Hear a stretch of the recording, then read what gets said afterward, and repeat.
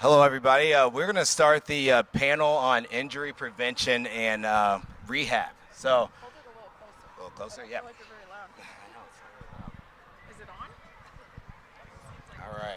Check, check, check. Check. All right.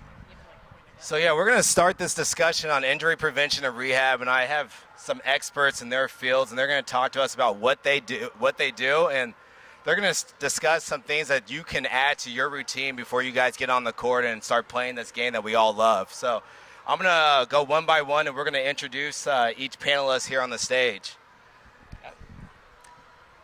Hello, my name is Kat Tomlin. I'm a local pickleball director, coach, and yoga instructor here with Genesis Health Clubs. Hi, I'm Penny Foskaris, and I'm a nutritionist, and I have a holistic wellness center. I do a lot of energy prevention of injuries for pickleball and recovery, so we do that, and also helping with the nutrition part of it. Hi, Mitch Abrahamsen with Onyx. We make wearable cold therapy products that are different than ice, safe temperatures, wear directly on the skin, and we also have heat stress products like the vest I'm wearing right here. Howdy, my name is Eric Korem. I'm the founder of AIM7. We're the first pickleball health and performance app. So we provide people with ultra-personalized warm-ups and cool-downs and injury prevention programs. I'm Joshua Jimenez. I'm with Char. I'm a pickleball coach and manager. Yeah. Can you guys hear us? Is this working? All right, so now that you guys met the excellent panelists here on the stage, I thought, pickleball, it's a game that we all love. We all play it all the time. It's addicting.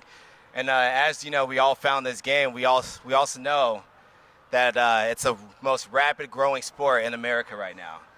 But that being said, it comes to a topic that we probably don't want to talk about as much, and that's injuries and that come with the sport. So what I want to talk about first is prevention. And Kat here, she mentioned that she is a yoga instructor, and I thought Kat can give us some excellent techniques and strategies that we can use to start before we get on the court and start playing pickleball. So, Kat, go ahead and tell us a little bit about what you would do before you start playing. Okay, so my background with yoga has gone back a long time. I taught yoga long before I ever played pickleball. And so I think it's helped me in my adult life get through life pretty much balanced through having kids, through having active jobs or more sedentary jobs. I believe everyone should be doing yoga. As a coach as well with the PPR, we do recommend dynamic warm-ups before you play, which is more active stretching, active movement, and then more static stretching when you cool down. So you don't necessarily want to go deep stretching before your play. You do want to warm up your body. So if you're playing early in the morning, I recommend you do this before you get to the court, because we all know when we get there, our friends want us to hit the ball right away, right? So if you have a treadmill at home, if you have just a space in your home, you can kind of clear room. You can do the basics. It can be yoga, but it doesn't have to be, right? You can do arm circles, knee lifts. If you're on the court and you feel like you've entered your gym, you could go into the gym first and then to the court. But it needs to be something you do dedicate your time to, or it won't happen, right? We know when we think about it, we make time for it. So in terms of warm-up with my classes that I teach, a lot of times we'll start on the baseline, go up to the net, give the other player a high five. We'll do those arm circles, knee lifts. We'll do karaoke steps as well, where you're twisting. We have a lot of twisting in this sport. And then, again, on your own, each day after you play, stretching is key. Sometimes we go home, we're tired, we just sit. That's probably the worst thing we can do. And I think we all know injuries are becoming a part of pickleball, but if we stretch, if we dynamically warm up, then we're going to feel better the next time we go out to play, and we're going to prevent some issues before they start, but also we can rehab through. The nice thing about stretching and dynamic warm-ups is you can do them even if you're in recovery. There's something we can always be doing to get back to where we feel our best. Now I'll say this, as a physical therapist, one of the reasons why I patients that come to see me for injuries is usually due to the lack of stretching that they do or the lack of a warm-up. And I love how Kat, she mentioned that a dynamic warm-up goes a long way. It used to be, the information would say, hey, go there and hold a stretch for like 30 seconds. But now you want to warm up the body first before you do those static stretching. So doing the jog, doing that dynamic warm-up is exactly what you want to do first before you get on that court. So, yeah. Yeah, so on preventing injuries and recovery, we really need to look at, absolutely stretching beforehand and drinking enough fluid. I cannot stress the importance of hydration and proper nutrition. You really need to keep drinking. People think, okay, I'm a little thirsty now. When you feel thirsty, it's actually too late. It takes longer for your body to absorb the water into your cells where they need it. So a basic rule of thumb when I talk about in my clinic is at least half your body weight in ounces of water to start with. If it's really hot, if it's actually humid, you're actually sweating more and you need more hydration and probably some electrolytes at that point. But also food. People don't eat enough food, and so they're playing, and we need to look at. I talked about earlier too. Is the other panel was looking and finding out what your basal metabolic rate is, and how you find that out is doing a body composition analysis in a facility, or sometimes you can go to where they sell protein bars. And you go in there, buy a bar, and you just get on there, and it's a machine that's FDA approved, so you can find out exactly how many calories you need, because that is your minimum, the BMR, first of all. You need that just to sustain life. And people go and they get active, and they're not even eating enough, and so your body starts breaking down, and you're already working on getting injured before you've even played. So looking at your basal metabolic rate, and then wearing like a Fitbit or Apple Watch and seeing how much are you actually burning. You need to replenish those. People think, well, I want to lose weight. I'm in this to lose weight. Well, guess what? If you actually eat too little, you're destroying your body, and you're actually going to gain fat. And we've seen it many times in the clinic. But warming up, and actually I've done a lot of pickleball players come in and they're injured and they come with a little scooter because they tore their Achilles tendon or their shoulder's hurting or their wrist. And so I was like, there was nothing on the consumer market with red light therapy that was helping them recover. So I created devices, which are these. Thank you.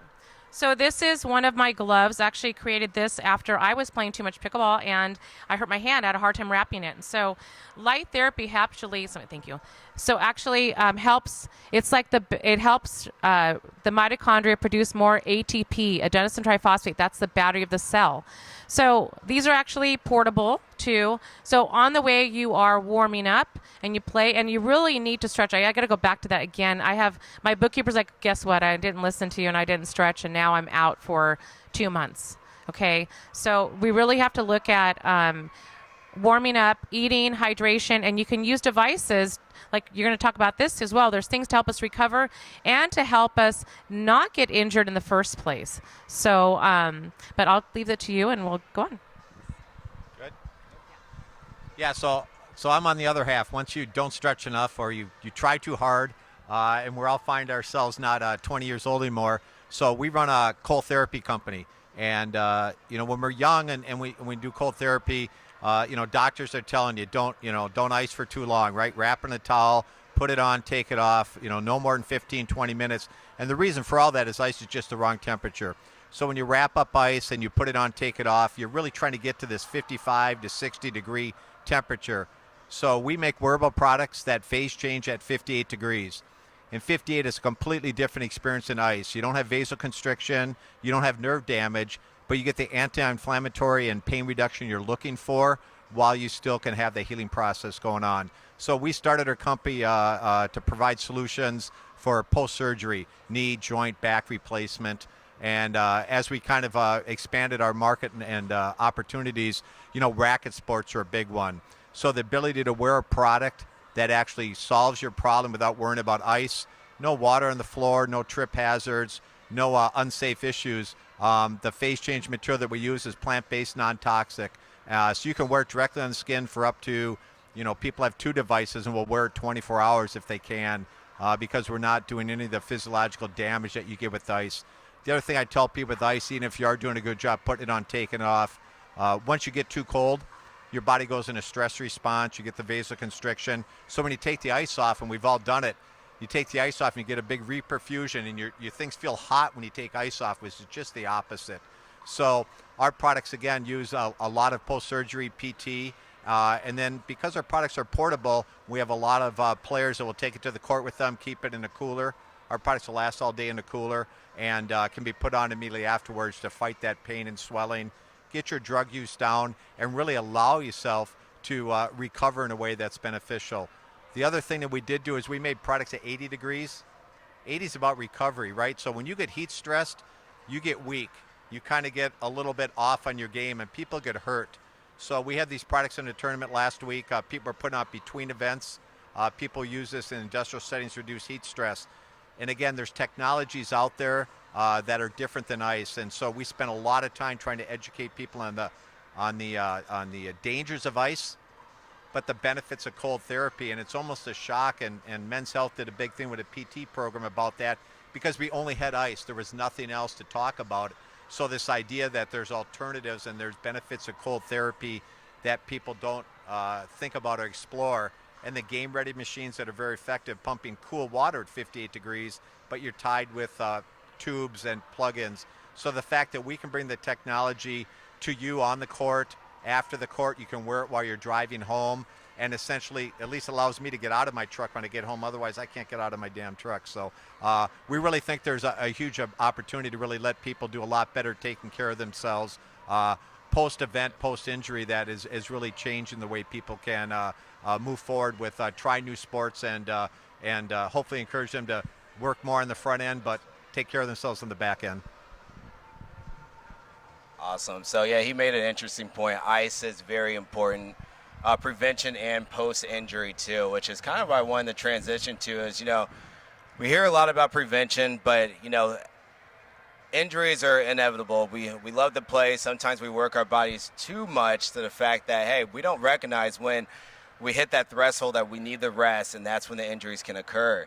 And so I wanted to kind of ask, is there any point where too much ice, we hear the acronym RICE as a physical therapist. It's rest, ice, compress, elevation. But now, today, a lot of people are talking about those ice baths. And I hear, players, they're going in the ice baths every morning after play. And I always wonder, could that be detrimental to the body? Yeah, so the complete ice submersion, that's a really different concept, difference than treating post-injury. You don't hear someone get knee surgery and taking an ice bath. So the ice bath is really part metabolic that's happening and part hormonal in that those endorphins and other things that happen when you stress your body.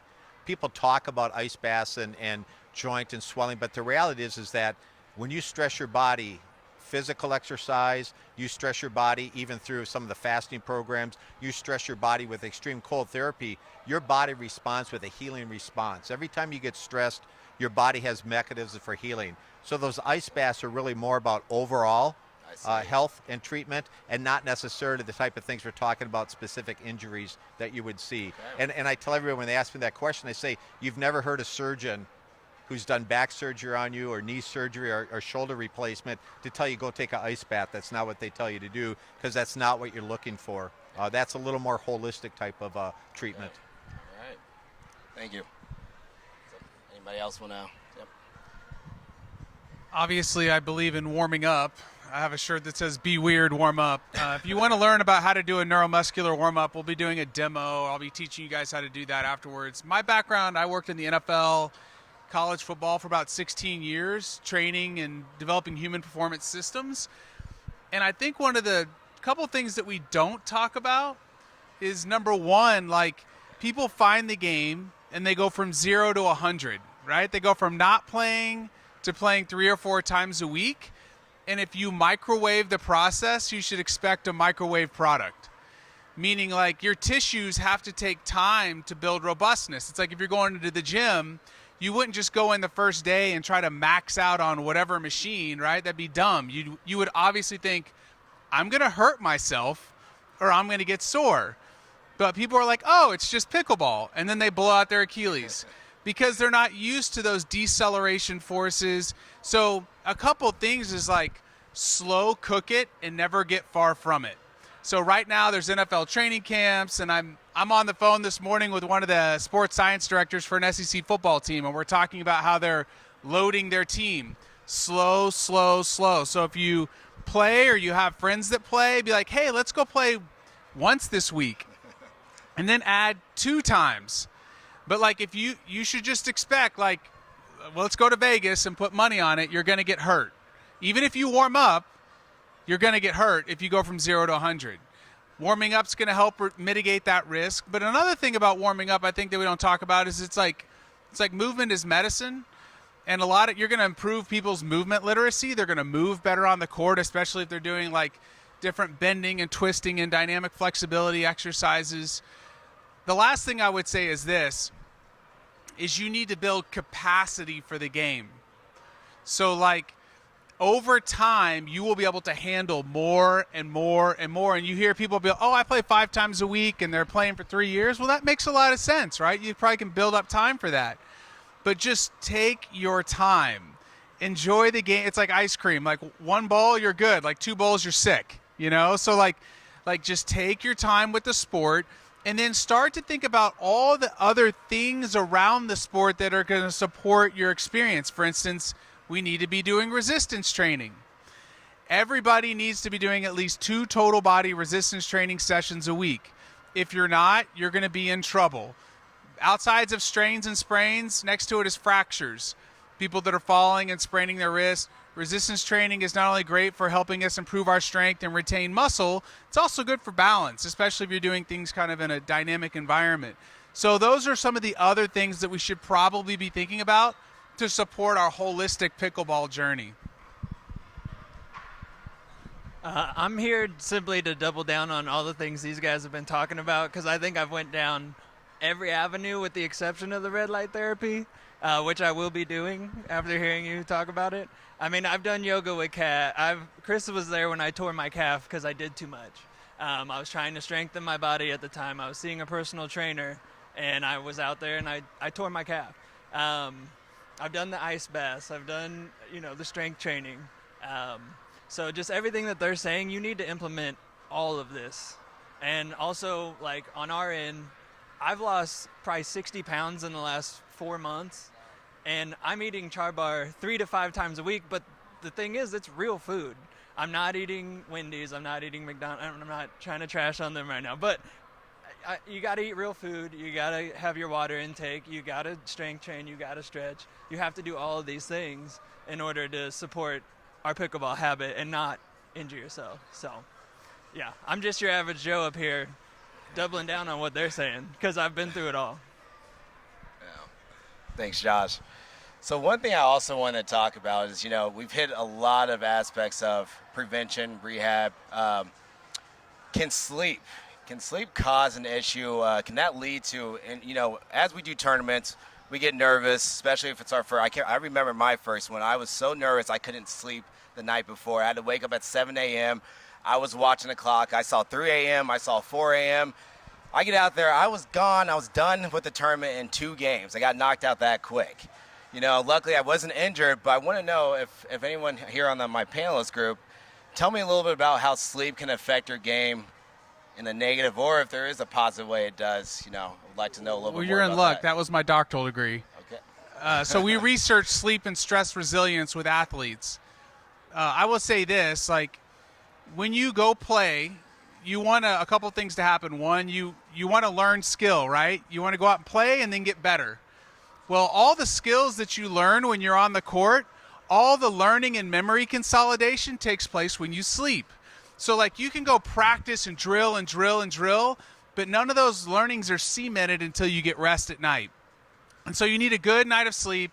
The 3 things that you should focus on are duration, how long you sleep, so 7 to 9 hours, the consistency of your sleep.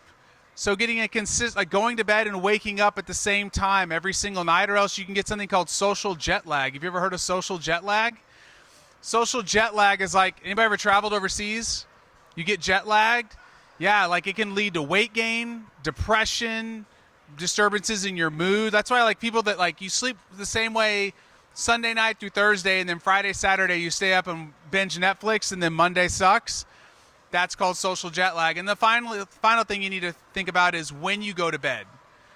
The time you go to bed. There's a great study that was done with the researchers at the Broad Institute at MIT and Harvard and University of Colorado. And they looked at the impact of going to sleep earlier or later. And people that went to bed earlier and woke up earlier, if you move your sleep, middle of your sleep time back 1 hour. So let's say you went to bed at 1 a.m. You started going to bed at midnight. You reduced your risk of major depression by 21%. If you shifted it back 2 hours, there was almost a 40% reduction. This was with over 500,000 people in the UK Biobank. So this isn't a small data set. So sleep is like how you're going to improve your skill. And sleep is also, during slow wave sleep, is when your body releases something called growth hormone, which is going to help heal your tissues. REM sleep, your body's going to start synchronizing and kind of helping you remember these motor skills that you learned during the day.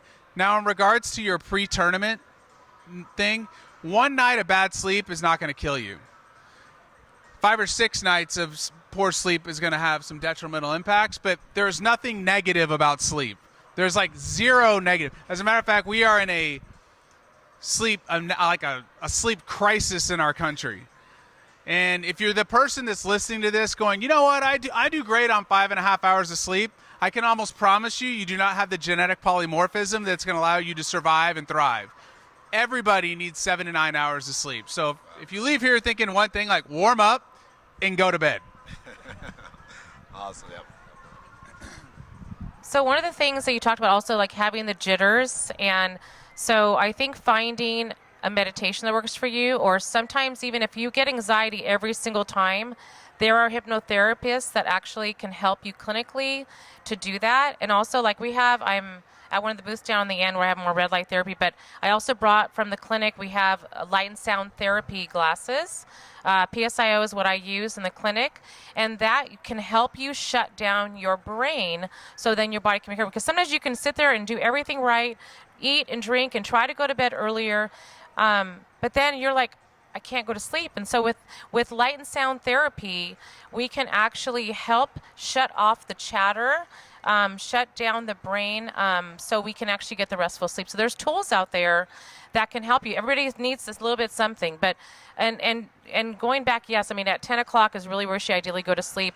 But if you're used to going to bed at 2, I would say try even 5 minutes or 10 minutes, because I like with the clinic, I'd be like, hey, try to go an hour early. Like that's just too long. So I would try with 5 or 10 minutes earlier, and slowly, even if it takes you a few months to get to that optimal time to go to sleep, little baby steps help. So in the long run, if you can't do it with the with the big jumps, so that would be my take on that. I might say a little bit. So along with the meditation, there are some nice free apps out there.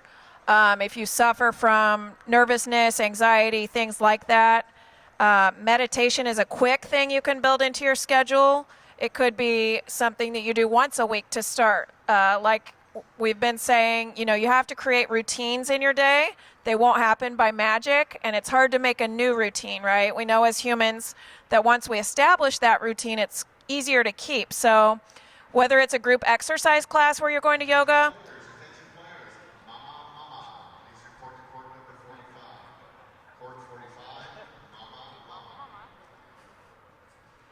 must be a good court.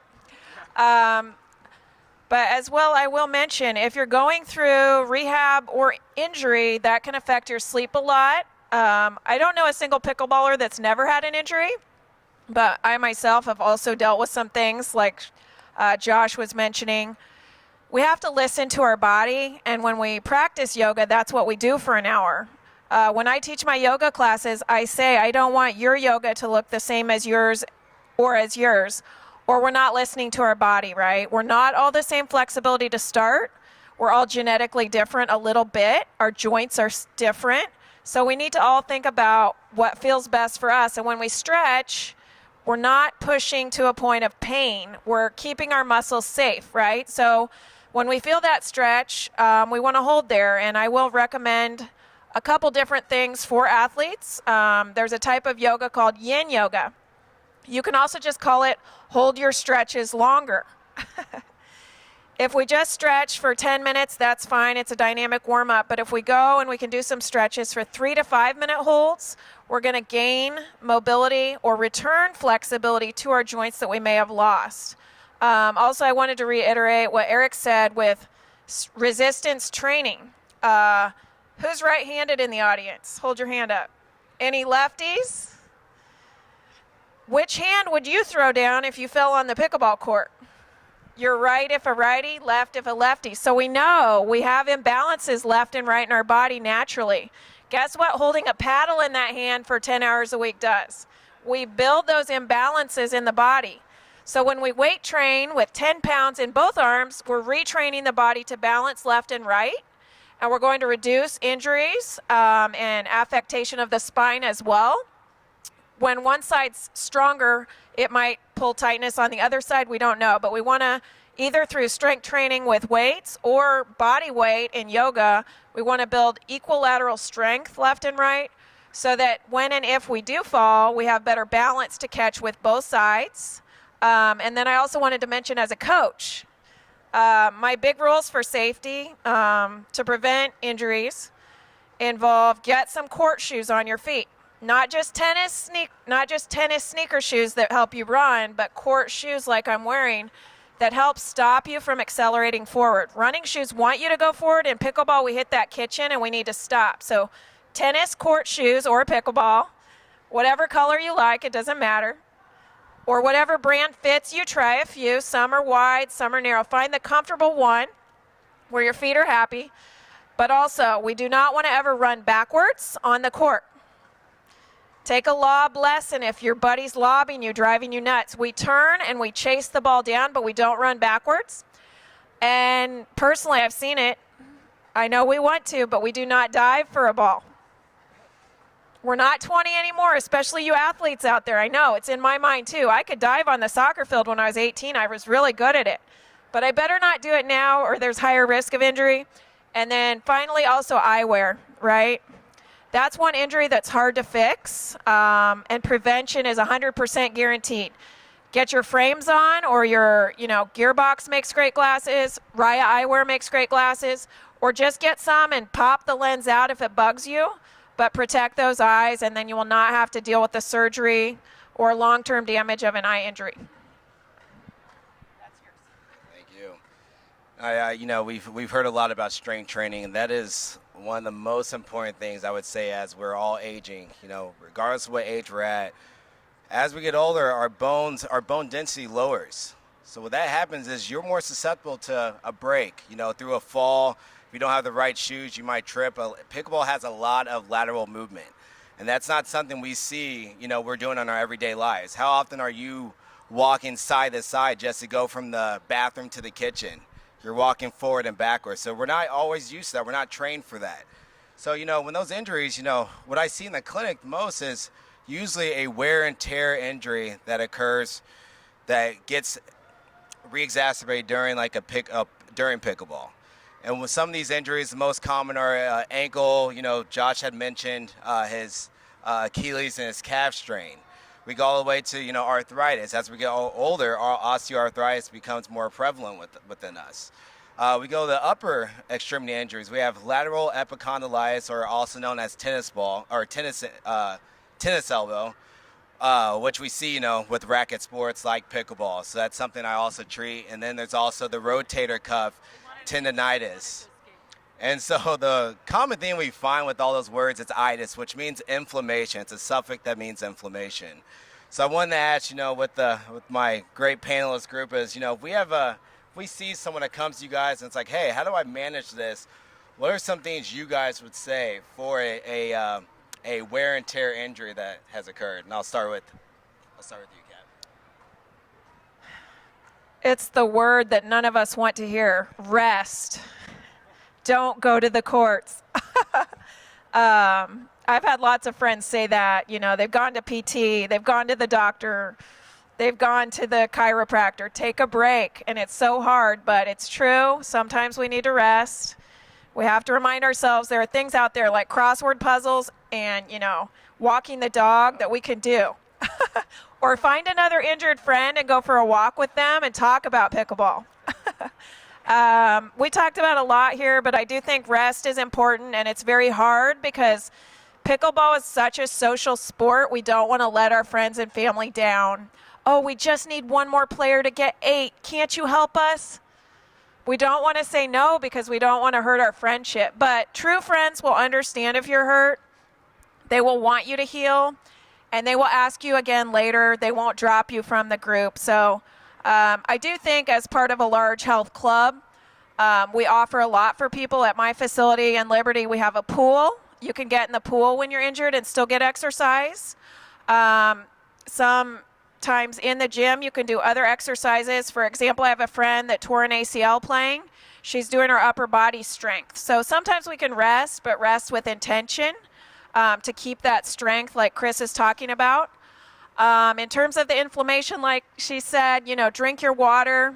There are medications out there, but for me personally, that I try to make that my last resort. I love the idea of the nutrition healing us too. We know certain foods are inflammatory.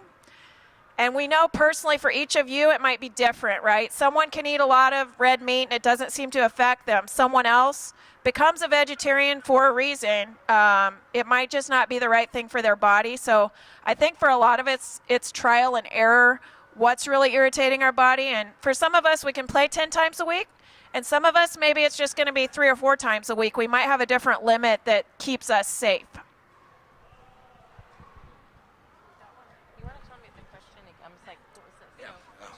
So the question I ask is, if we have someone that comes to you, a client or a patient, and they are dealing with some sort of wear and tear like a Achilles tendonitis, rotator cuff tendonitis, what are some advice or recommendations you would offer from your expertise? Okay. Yeah. So since I actually do a lot of pickleball players come in my clinic, they do a lot of therapies in the office because they have injuries with red light therapy, because it helps increase ATP production, adenosine triphosphate. The mitochondria in our cells produce ATP, which is like the battery of the cell, and so it can help the body heal itself, reduce inflammation.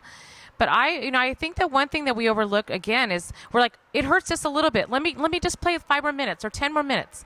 And actually, when I created this glove, it was because I was practicing, and this little bone right here that never hurt ever, I hurt it, and I was like trying to wrap my hand, and I couldn't. So I created the glove to put my hand in because I kept doing something that I know I should have stopped. And with whatever we're doing is staying home recovery, because even if you're getting a little better, you're like, the doctor said 6 weeks, but gosh, I feel so much better 4 weeks. Give yourself that the doctor knows exactly why he said 6 weeks, because you're going to go in there and you're not fully recovered yet. You're going to injure it right away, more than likely, and now you're back again another 6 to 8 weeks. So whatever the recovery is, again, your friends are going to be there, the game's going to be there. Go to lunch with them maybe afterwards or just go watch. But really listening. As soon as you get tired and that elbow is hurting or that knee, may want to take a break and rest a little bit and recover, and then go, okay, I can do that, because I've done that even, playing or in the gym, going, I shouldn't have done that last rep because I felt it in my back, and then I continued and I was down for 2 months. So that would be my advice.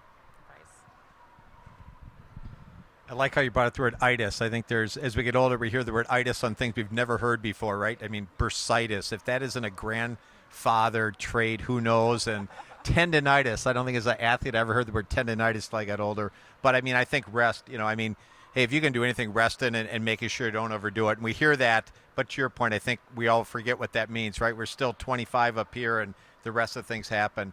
But back to the itis, if you look at Advil use or Tylenol use, other pain medication, clearly targeted and reason why, right? Everybody gets older, they got more pains, but there's ways to deal with outside of drugs. I'm a firm believer in the diet and that big portion of what you can do in the rest part. Kind of back to, why we're in this business where we're at, the idea that, anti-inflammatory lifestyle, right? Food, rest, other things. Cold therapy, again, we talked about ice being the wrong temperature. So the opportunity to address inflammation in non-drug related ways, I think, is hugely important.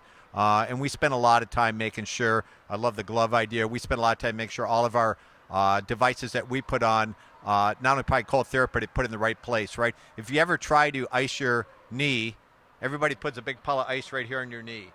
And the answer is that, yeah, the top of your knee and the patella and the head of your femur are probably not things it's all the tendons and ligaments on the back. And so we make products that specifically to address, where you want that anti-inflammatory response and where do you need that cold therapy.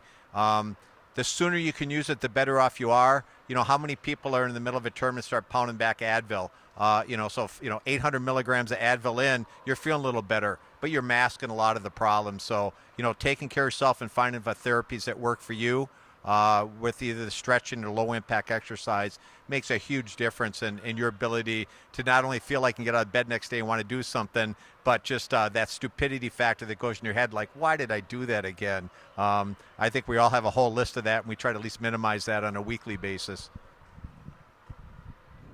I'm going to push back a little bit on a couple things. I would say, I agree with y'all on the rest, but rice is antiquated in the literature. We know that.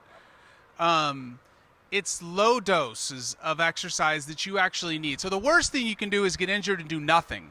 Like your doctor or physical therapist, our physical therapist here would tell you never do that. What you need is the right dose. The dose is what matters, right? Like playing pickleball once 30 minutes a week, low exposure. You've got, like I said earlier, go 0 to 6 hours, you got a problem. So if you get injured, you should be doing low doses of exercise. Isometric training is a wonderful way. If you don't know what that is, it's like holding a position. You should look that up. I see you're wearing BFR, blood flow restriction cuffs. Phenomenal literature. When I worked in the NFL, starting in 2016, we were using blood flow restriction with our athletes because there was great research coming out of rehabilitation with veterans. So blood flow restriction is occlusion. You put these cuffs here and on your legs and you're occluding blood flow. You need to do it under the proper supervision or with the right device. But you could do exercise with like your body weight and you were getting the same type of benefits as like using lots of load, and it would rapidly help improve healing times. And so there's a ton of literature on this right now. A lot of my colleagues in the NFL, they're in training camps and they're using what's called ischemic conditioning. So they put blood pressure cuffs on the players. They sit there for 5 minutes and occlude the blood flow, take it off. The literature is unbelievable on this stuff. And what's happening is I don't want to get all the mechanistic part of it, but what I'm saying is there's things that you should be doing. If you get injured, go walk if you can still walk. If you get injured and you're like, man, I can't go play a game, you could still dink in your house, right? So there's a psychological component to getting depressed and be like, oh my gosh, this sucks, I'm hurt, Low dose exercise, continuing to move pain-free, working under the proper supervision. When you get back on the court, exercise self-control, right? And be like, okay, 30 minutes the first time. I'm going to give myself a day off.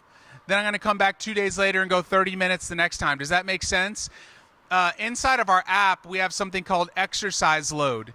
In the literature, scientific literature, there's very clear guidelines of how fast you can increase how much exercise you do week over week. And we have this cool little thing that's like a red light, green light, like, hey, you're starting to do too much, pump the brakes and pull it back. If pickleball players just paid more attention to that and actually listened to their bodies, I think a lot of these things could get, we'd start seeing a little bit mitigation on this. Pickleball isn't an inherently dangerous sport. It's just like everything else. If you go from 0 to 100, expect to get hurt. If you exercise some self-control, you're going to absolutely have a wonderful journey. It's going to elongate your life.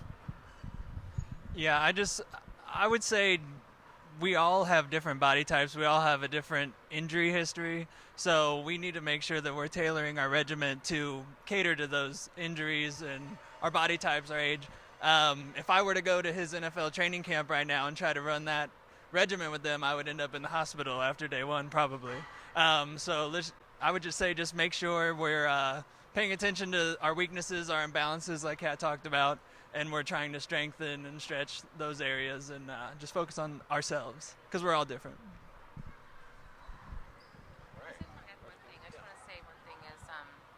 I want to say when I said to like stop doing what you're doing, it's that particular body part. Because what you're but I'm just saying is that I think we need to continue with something else, like you said, but really stopping that part and continue with something else. I think really is important because you can injure, but you're like, oh my God, I'm feeling it, and then you're down for a long time. So I think continuing to do something else. I just want to add to that. So.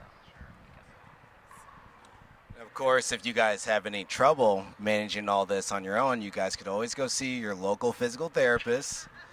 I'm right by Zona Rosa. or call up your local exercise expert, and they'll be more than, usually they're going to be more than happy to help you get you guys back to the sport you guys love. So, the excellent panel discussion, I would say, guys. And if you guys, I want to open the floor for all of you. If you guys have injuries that you're dealing with, if you guys want some free advice, this is your time. So here's a QA portion. If you guys have any questions, just raise your hand. I'll call up on you. Yep. I can take Two questions, if I can. One is, what's your what's that? Oh, okay. What's your opinion on using massage guns for both warm-up and recovery? And question number two is, if you have a long-term injury, so something that's been going on for months and months and months, like a shoulder injury, do you have any advice on that? I would just say, like, massage guns, like foam rollers, they help you feel better. Percussive therapy is what you're talking about. First of all, you want to avoid bony structure. I use one sometimes it just helps me feel better. But I would say it should be in addition to a very thorough warm-up that includes heart rate elevation, mobilization, dynamic flexibility, and activation, which we're going to go over all that here in just a second. And then, does anybody want to answer? What was the second question?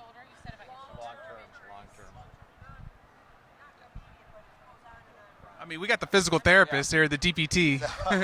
No, so long-term injuries, you want to, I go right back to the strengthening, just reinforcing that joint or where the injury is. So, we take a lot of stress with our everyday activities, including pickleball. You want to stay away from the stuff that causes pain, and then you can go into that load management or progressively starting to load it. So what I mean by that is if you're coming to me with a shoulder injury and you're saying, hey, pickleball, I'm doing a serve, and every time I do that serve, I have pain, I might, come to you and teach you strategy how to modify the serve, and then we'll go through some reinforcing exercises to strengthen those muscles that could potentially be injured at that time. We will reduce the inflammation and go from there. So if anyone wants to... I'll jump in. You're being really modest, right? I mean, every time you go to PT, they get you doing exercise that you've never done before. And they exercise a muscle you've never worried about before. And you stand there like, well, how is this going to make a difference? But back to strengthening the joint, getting the angle on one of your ligaments different. I mean, these programs you have where these people understand, this is what you should be doing. And I can tell you how many exercises I've done that it's like, why am I doing this? And you just got to convince yourself to stay in that program long enough. And as a chronic injury, you'll see that improvement where you probably would have never done on your own because you would have never tried to strengthen a muscle you probably didn't even know you had. Yep, absolutely. I like to say when I see a patient with these type of injuries, I usually talk to them like, look, this is typically a combination of a movement pattern that's been off, a postural thing that's putting muscles on an abnormal position, or a muscle imbalance. So I usually try to recognize, and sometimes it is recognizing, hey, you got some small muscles that aren't being engaged or aren't turning on that we need to work on first. And that's typically how I would start the process with that. I think we get to Josh here. So I've been in and out of physical therapy probably 100 times in the last 10 years. A lot of those motions are going to feel silly. It's going to seem tedious, but I'll tell you firsthand that this stuff works. Like, it's improved my game significantly. I go in the weight room and I'll strength train, but the stuff they have me do, those small motions, those small muscles, I mean, that's helped me more than a deadlift or a bench press in pickleball ever has. So I would definitely try to go see a PT if you have the resources to do so.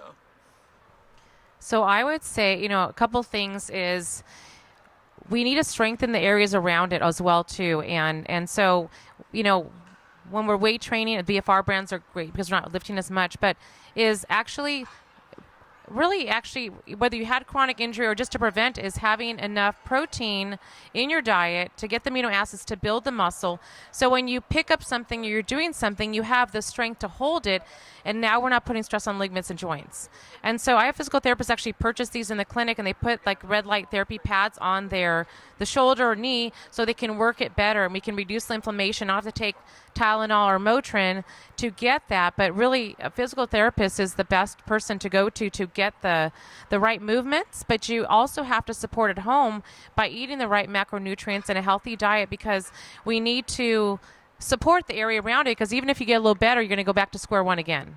So it's really strengthen the area. But when you have an injury, you have to work, with a physical therapist to really give you the proper exercises, and then, he'll give you strengthening, but supporting your body, getting your basal metabolic rate, knowing how many calories you need to do, and then getting the right breakdown of your macronutrients, your protein, carbs, and fats, so then you can build the muscle so it doesn't happen again. Okay. Also, I wanted to mention, a lot of times we come to pickleball and we don't have a background sport. How many of you played a lot of sports before pickleball? How many played no sports? Yay, I love you people. As a coach, it's fun when someone is brave and comes on the court, right? Some athletes from a young age have a certain ability to know how their body moves through space, how to harness the power of their body with their kinetic chain. And some of us are going to have to retrain a little bit, right? I look at the sport of tennis. I work with a lot of tennis pros. They look to Europe as a great training facility for tennis players, because they don't just teach hand-eye, they teach feet. If our feet get us to that ball and put us in the right position to balance and safely hit that ball, we're going to be a lot less injury prone. When I see my students do this, that leg comes up, I say, hey, we need to work on footwork, because why did our leg go up and why did that ball go out of bounds? Our body wanted to keep us standing and keep us safe. So we have to really focus on leg and foot work on the court to be balanced, to reduce injuries. When we're really reaching for shots, or like Chris is saying, have those biomechanical imbalances, physical therapists can see that in your body, and they can tell you what your imbalances are. So I think that's a strength if you have a chronic injury, is why do I have this imbalance? And I would say yoga addresses it more generally, because we're going to try to do heart openers, right? Most of us shoulders forward, we sit, we type, we talk. But if you want more specific focus on your own body, PT is going to give you those exercises that help you improve your joint health and support the fastest. All right, thank you. So it's your lucky day. We're going to actually be going through a demonstration on, is it that court? Right, that direct over there. So if you guys don't mind, if you guys want to follow us over there, and we'll take you through some routines, some mobility work, and hopefully you guys can take these tools, put it in your pocket, and use it for your next day out in the pickleball court. All right.